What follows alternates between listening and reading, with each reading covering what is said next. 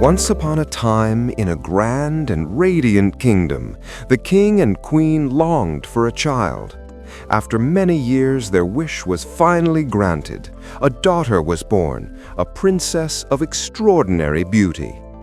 The entire land rejoiced. Bells rang from every tower. Flowers were strewn through the streets, and the king and queen declared a great celebration. They invited nobles, musicians, and most importantly, the fairies of the realm, who brought their blessings as gifts. One by one, the fairies stepped forward. The first fairy touched the cradle and whispered, "You shall be blessed with beauty that shines like the morning sun." The second fairy smiled and said, "You shall have a kind heart, loved by all who meet you." The third fairy sang softly, "You shall have a voice sweet as a nightingale's song."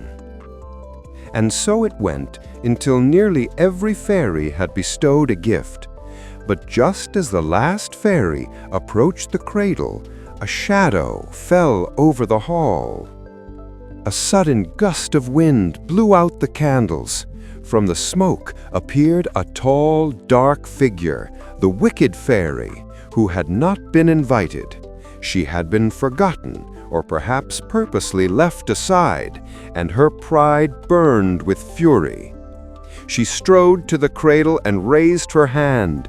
"So, you celebrate without me? Then take this gift, little princess."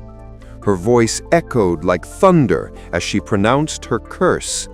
On her 16th birthday, the princess shall prick her finger on a spinning wheel, and she shall fall into a sleep as deep as death forever. Gasps and cries filled the hall. The queen clutched her child. The king's face turned pale with fear. But then, stepping forward calmly, came the gentle good fairy. She had not yet given her blessing.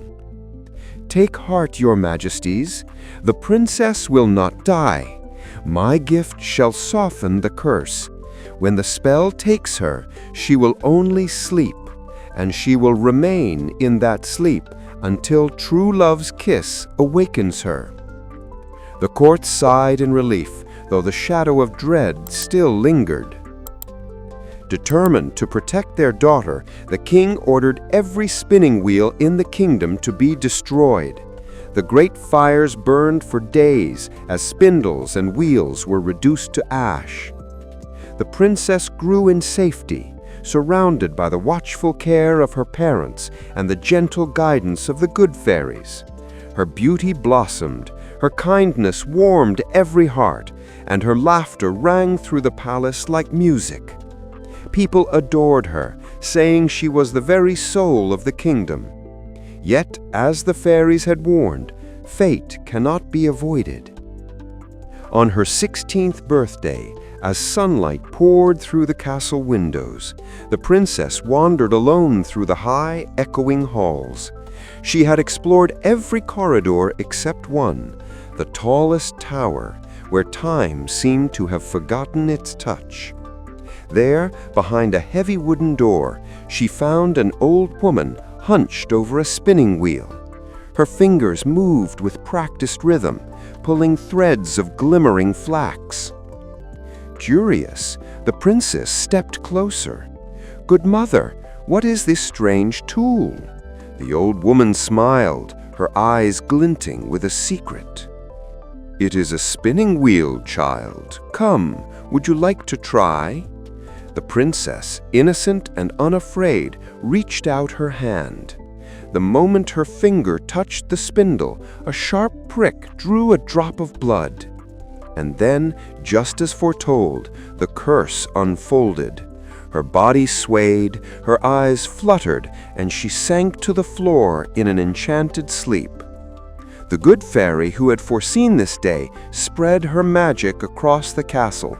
She touched every person, king and queen, servants and guards, and they too fell asleep, so that when the princess awoke, she would not be alone. A silence deeper than death fell upon the kingdom, and as the years passed, thick, thorny vines grew around the castle, shielding it from the outside world. For 100 years the castle lay hidden in its thorny shroud. Travelers spoke of it in hushed tones, an enchanted palace where a princess slept. Many brave knights tried to reach it, but the vines were fierce, their thorns sharper than blades. None succeeded. At last, a prince from a distant land heard the tale. His heart was moved by the thought of the sleeping maiden, and courage filled his soul. Armed with nothing but his sword and determination, he journeyed through the forest. When he reached the wall of thorns, the vines seemed to shift, parting just enough to let him pass. He cut his way through, step by step, until he stood before the silent gates of the castle. Within the halls, cobwebs draped the chandeliers, dust covered the banquet tables, and frozen figures lay slumbering where they had fallen. The prince moved quietly, his footsteps echoing as he climbed the winding stairs of the highest tower. At last, he came to a chamber bathed in pale light. There, upon a bed of silk and velvet, lay the princess, as fair and radiant as the day she had fallen asleep. Her lips were red as roses, her skin as soft as ivory, her golden hair spilling like sunlight across the pillow. The prince gazed upon her, his heart stirred with wonder. He knelt beside her, gently took her hand, and whispered, "If love can awaken you, let my love be enough." With reverence, he pressed his lips to hers. At once the spell was broken. The princess's eyes fluttered open, bright and full of life. Her cheeks warmed with color, and she drew her first breath in 100 years. Around the castle, the good fairy's magic lifted. The king and queen awoke, servants stirred, music resumed, and the palace came alive with joy. The princess, who had once slept for 100 years, lived happily ever after with her prince by her side. I now pronounce you